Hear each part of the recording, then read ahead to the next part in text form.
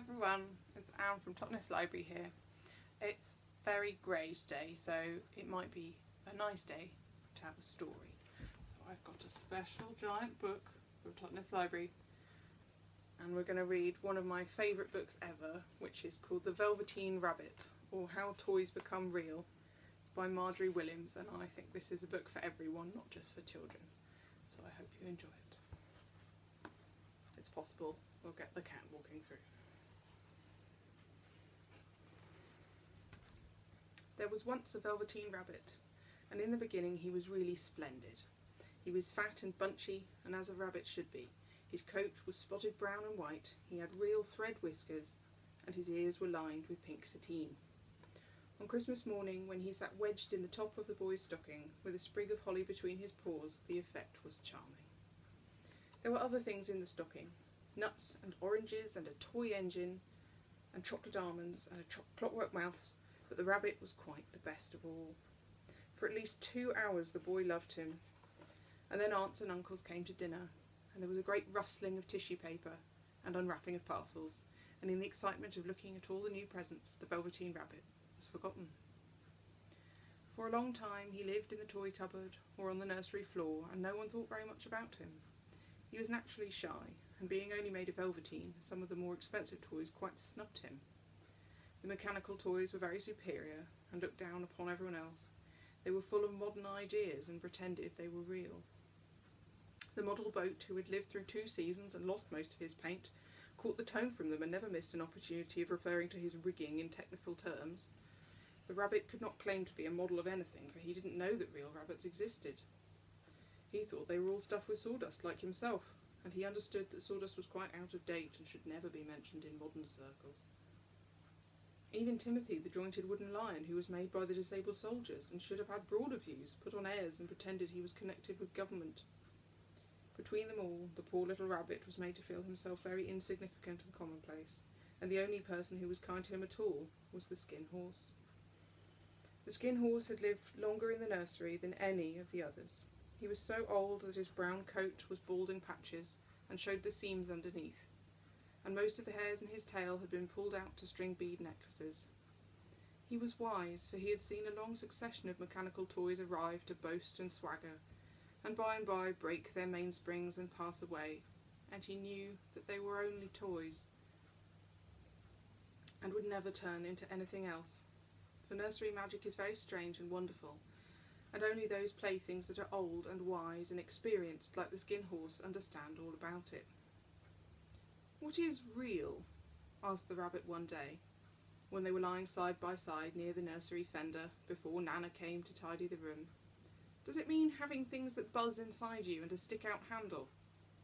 "Real isn't how you were made," said the Skin Horse. "It's a thing that happens to you. When a child loves you for a long, long time, not just to play with, but really loves you, then you become real." "Does it hurt?" asked the rabbit. "Sometimes," said the Skin Horse, for he was always truthful. "When you are real, you don't mind being hurt." "Does it happen all at once, like being wound up?" he asked, "or bit by bit?" "It doesn't happen all at once," said the Skin Horse. "You become. It takes a long time. That's why it doesn't often happen to people who break easily, or have sharp edges, or who have to be carefully kept. Generally, by the time you are real, most of your hair has been loved off, and your eyes drop out, and you get loose in the joints, and very shabby. But these things don't matter at all, because once you are real, you can't be ugly, except to people who don't understand." "I suppose you were real," said the rabbit, and then he wished he had not said it, for he thought the Skin Horse might be sensitive. The Skin Horse only smiled. "The boy's uncle made me real," he said. "That was a great many years ago, but once you are real, you can't become unreal again. It lasts for always." The rabbit sighed. He thought it would be a long time before this magic called real happened to him. He longed to become real, to know what it felt like, and yet the idea of growing shabby and losing his eyes and whiskers was rather sad. He wished that he could become it without these uncomfortable things happening to him. There was a person called Nana who ruled the nursery.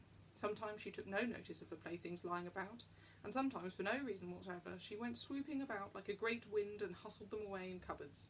She called this tidying up. and the playthings all hated it, especially the tin ones. The rabbit didn't mind so much, for whenever he was thrown, he came down soft. One evening, when the boy was going to bed, he couldn't find the china dog that always slept with him. Nana was in a hurry, and it was too much trouble to hunt for china dogs at bedtime, so she simply looked about her, and seeing that the toy cupboard's door stood open, she made a swoop. "Here," she said, "take your old bunny. He'll do to sleep with you." And she dragged the rabbit out by one ear and put him in the boy's arms. That night, and for many nights after, the Velveteen Rabbit slept in the boy's bed. At first he found it rather uncomfortable, for the boy hugged him very tight, and sometimes he rolled over on him, and sometimes he pushed him so far under the pillow that the rabbit could scarcely breathe. And he missed, too, those long moonlight hours in the nursery, when all the house was silent, and his talks with the skin horse. But very soon he grew to like it, for the boy used to talk to him, and made nice tunnels for him under the bedclothes that he said were like the burrows that real rabbits lived in. And they had splendid games together in whispers when Nana had gone away to her supper and left the nightlight burning on the mantelpiece. And when the boy dropped off to sleep, the rabbit would snuggle down close under his little warm chin and dream, with the boy's hands clasped close round him all night long. And so time went on, and the little rabbit was very happy, so happy that he never noticed how his beautiful velveteen fur was getting shabbier and shabbier, and his tail coming unsewn, and all the pink rubbed off his nose where the boy had kissed him. Spring came, and they had long days in the garden, for wherever the boy went, the rabbit went too. He had rides in the wheelbarrow and picnics on the grass, and lovely fairy huts built for him under the raspberry canes behind the flower border. And once, when the boy was called away suddenly to go out to tea, the rabbit was left out on the lawn until long after dusk, and Nana had to come and look for him with the candle, because the boy couldn't go to sleep unless he was there. He was wet through with the dew and quite earthy from diving into the burrows the boy had made for him in the flower bed, and Nana grumbled as she rubbed him off with the corner of her apron. "You must have your old bunny," she said. "Fancy all that fuss for a toy." The boy sat up in bed and stretched out his hands. "Give me my bunny," he said. "You mustn't say that. He isn't a toy. He's real." When the little rabbit heard that, he was happy, for he knew that what the skin horse had said was true at last. The nursery magic had happened to him, and he was a toy no longer. He was real. The boy himself had said it. That night he was almost too happy to sleep, and so much love stirred in his little sawdust heart that it almost burst. And into his boot-button eyes, that had long ago lost their polish, there came a look of wisdom and beauty, so that even Nana noticed it next morning when she picked him up and said, "I declare if that old bunny hasn't got quite a knowing expression." That was a wonderful summer. Near the house where they lived there was a wood, and in the long June evenings the boy liked to go there after tea to play. He took the Velveteen Rabbit with him, and before he wandered off to pick flowers or play at brigands among the trees, he always made the rabbit a little nest somewhere among the bracken, where he would be quite cosy, for he was a kind-hearted little boy, and he liked Bunny to be comfortable. One evening, while the rabbit was lying there alone, watching the ants that ran to and fro beneath his velvet paws in the grass, he saw two strange beings creep out of the tall bracken near him. They were rabbits, like himself, but quite furry and brand new. They must have been very well made, for their seams didn't show at all, and they changed shape in a queer way when they moved. One minute they were long and thin, and the next minute fat and bunchy, instead of always staying the same like he did.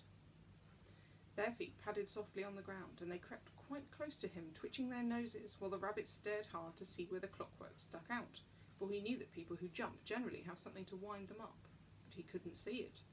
They were evidently a new kind of rabbit altogether. They stared at him, and the little rabbit stared back, and all the time their noses twitched.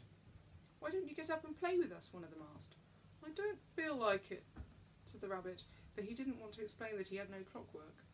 "Ho," said the furry rabbit, "it's as easy as anything," and he gave a big hop sideways and stood on his hind legs. "I don't believe you can," he said. "I can," said the little rabbit. "I can jump higher than anything." He meant when the boy threw him, but of course he didn't want to say so. "Can you hop on your hind legs?" asked the furry rabbit. That was a dreadful question, for the Velveteen Rabbit had no hind legs at all. The back of him was made all in one piece like a pincushion. He sat still in the bracken and hoped that the other rabbits wouldn't notice. "I don't want to," he said again. But the wild rabbits have very sharp eyes, and this one stretched out his neck and looked. "He hasn't got any hind legs," he called out. "Fancy a rabbit without any hind legs!" And he began to laugh. "I have," cried the little rabbit. "I have got hind legs. I am sitting on them." "Then stretch them out and show me like this," said the wild rabbit, and he began to whirl around and dance till the little rabbit got quite dizzy. "I don't like dancing," he said. "I'd rather sit still." But all the while he was longing to dance, for a funny new tickly feeling ran through him, and he felt he would give anything in the world to be able to jump about like these rabbits did. The strange rabbit stopped dancing and came quite close. He came so close this time that his long whiskers brushed the Velveteen rabbit's ear, and then he wrinkled his nose suddenly and flattened his ears and jumped backwards. "He doesn't smell right," he exclaimed. "He isn't a rabbit at all. He isn't real." "I am real," said the little rabbit. "I am real. The boy said so." And he nearly began to cry. Just then there was a sound of footsteps, and the boy ran past near them, and with a stamp of feet and a flash of white tails, the two strange rabbits disappeared. "Come back and play with me," called the little rabbit. "Oh, do come back. I know I am real." But there was no answer, only the little ants ran to and fro, and the bracken swayed gently where the two strangers had passed. The Velveteen rabbit was all alone. "Oh dear," he thought. "Why did they run away like that? Why couldn't they stop and talk to me?" For a long time he lay very still, watching the bracken, and hoping that they would come back. But they never returned, and presently the sun sank lower, and the little white moths fluttered out, and the boy came and carried him home. Weeks passed, and the little rabbit grew very old and shabby, but the boy loved him just as much. He loved him so hard that he loved all his whiskers off, and the pink lining to his ears turned grey, and his brown spots faded. He even began to lose his shape, and he scarcely looked like a rabbit any more, except to the boy. To him he was always beautiful, and that was all that the little rabbit cared about. He didn't mind how he looked to other people, because the nursery magic had made him real, and when you are real, shabbiness doesn't matter. And then one day, the boy was ill. His face grew very flushed, and he talked in his sleep, and his little body was so hot that it burned the rabbit when he held him close. Strange people came and went in the nursery, and a light burned all night, and through it all the little Velveteen rabbit lay there, hidden from sight under the bedclothes, and he never stirred, for he was afraid that if they found him, someone might take him away, and he knew that the boy needed him. It was a long, weary time, for the boy was too ill to play, and the little rabbit found it rather dull with nothing to do all day long, but he snuggled down patiently and looked forward to the time when the boy should be well again, and they would go out in the garden amongst the flowers and the butterflies and play splendid games in the raspberry thicket like they used to. All sorts of delightful things he planned, and while the boy lay half asleep, he crept up close to the pillow and whispered them in his ear. And presently the fever returned, and the boy got better. He was able to sit up in bed and look at picture books, while the little rabbit cuddled close at his side. And one day they let him get up and dress. It was a bright sunny morning, and the windows stood wide open. They had carried the boy out onto the balcony, wrapped in a shawl, and the little rabbit lay tangled up among the bedclothes, thinking. The boy was going to the seaside tomorrow. Everything was arranged, and now it only remained to carry out the doctor's orders. They talked about it all, while the little rabbit lay under the bedclothes, with just his head peeping out, and listened. The room was to be disinfected, and all the books and toys that the boy had played with in bed must be burnt.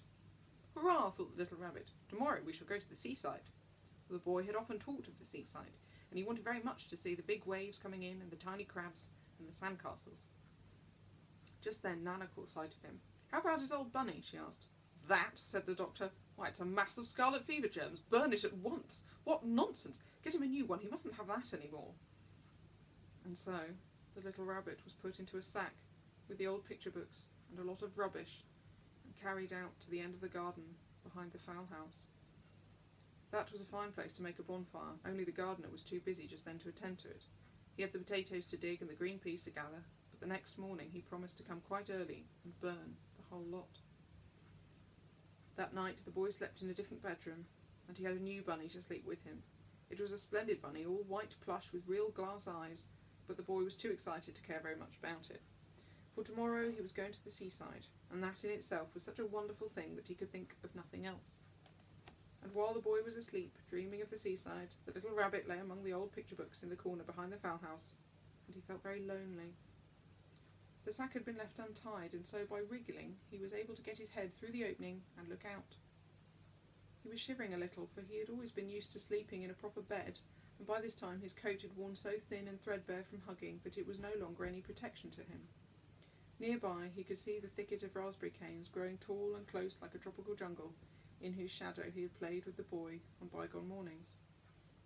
He thought of those long sunlit hours in the garden, how happy they were, and a great sadness came over him.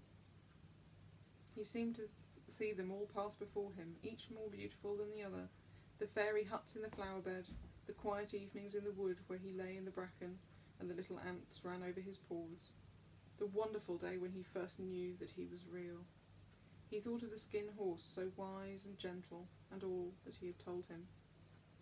Of what use was it to be loved and lose one's beauty and become real, if it all ended like this? And a tear, a real tear, trickles down his little shabby velvet nose and fell to the ground. And then a strange thing happened, for where the tear had fallen, a flower grew out of the ground, a mysterious flower, not at all like any that grew in the garden. It had slender green leaves the colour of emeralds, and in the centre of the leaves a blossom like a golden cup. It was so beautiful that the little rabbit forgot to cry and just lay there watching it. And presently the blossom opened, and out of it there stepped a fairy.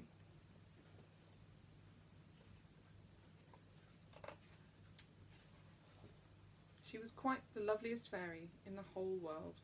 Her dress was of pearl and dewdrops, and there were flowers round her neck, and in her hair and her face was like the most perfect flower of all. And she came close to the little rabbit and gathered him up in her arms and kissed him on his velveteen nose that was all damp from crying. "Little rabbit," she said, "don't you know who I am?" The rabbit looked up at her, and it seemed to him that he had seen her face before, but he couldn't think where. "I am the nursery magic fairy," she said. "I take care of all the playthings that the children have loved. When they are old and worn out, and the children don't need them any more, then I come and take them away with me, and turn them into real." "Wasn't I real before?" asked the little rabbit. "You were real to the boy," the fairy said, "because he loved you. Now you shall be real to everyone." And she held the little rabbit close in her arms and flew with him into the wood. It was light now, for the moon had risen. All the forest was beautiful, and the fronds of the bracken shone like frosted silver.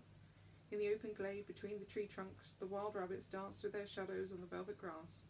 But when they saw the fairy, they all stopped dancing and stood round in a ring to stare at her. "I've brought you a new playfellow," the fairy said. "You must be very kind to him and teach him all he needs to know in Rabbitland, for he is going to live with you for ever and ever." And she kissed the little rabbit again and put him down on the grass. "Run and play, little rabbit," she said. The little rabbit sat quite still for a moment and never moved, for when he saw all the wild rabbits dancing around him, he suddenly remembered about his hind legs, and he didn't want them to see that he was made all in one piece. He did not know that when the fairy kissed him that last time, she had changed him altogether.